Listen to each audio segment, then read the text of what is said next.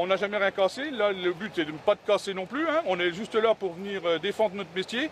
Aujourd'hui, on a des accords qui vont se signer sur le libre-échange avec les accords du Mercosur. Et on n'est pas d'accord avec, donc c'est notre opinion. Il y en a qui sont d'accord, mais ça c'est voilà. Et nous on est là pour rencontrer les eurodéputés et puis leur dire que nous on n'est pas d'accord et puis pour leur expliquer pourquoi on n'est pas d'accord. Voilà.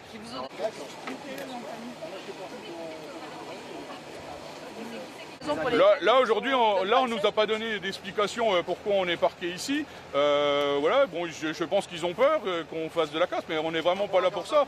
Donc nous, ce qu'on veut, c'est approcher le plus possible. Au moins, marqué symboliquement.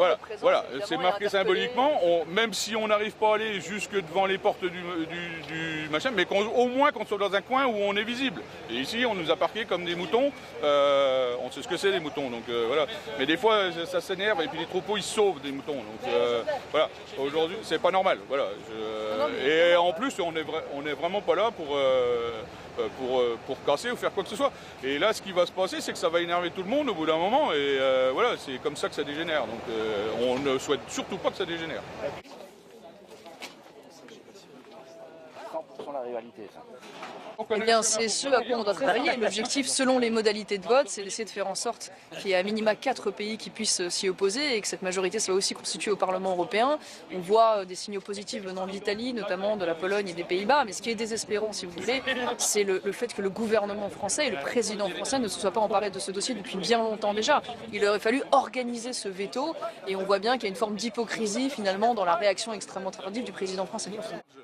Elle passe à la coopérative, elle passe pas chez nous, jamais. Oui, il y a trop d'intermédiaires, ce qui fait que du coup la marge ne vous revient pas à vous, mais évidemment...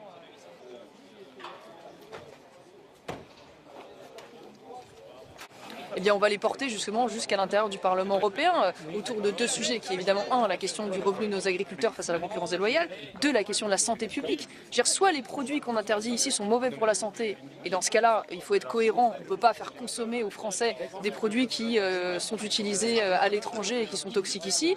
Et puis la question du bien-être animal, on parle énormément du bien-être animal, est-ce que dans ces cas-là, il est cohérent d'importer du produit, des bœufs venus du Brésil qui sont marqués au fer rouge, qui sont dans des enclos de 10 000 bêtes, qui sont gavés avec des hormones de croissance. Donc à un moment donné, il y a une forme d'hypocrisie environnementale et écologique qu'il nous faut dénoncer. Et je pense que c'est le bon moment pour le faire parce que précisément, il commence à y avoir une forme de petite prise de conscience d'un certain nombre de pays sur ce sujet.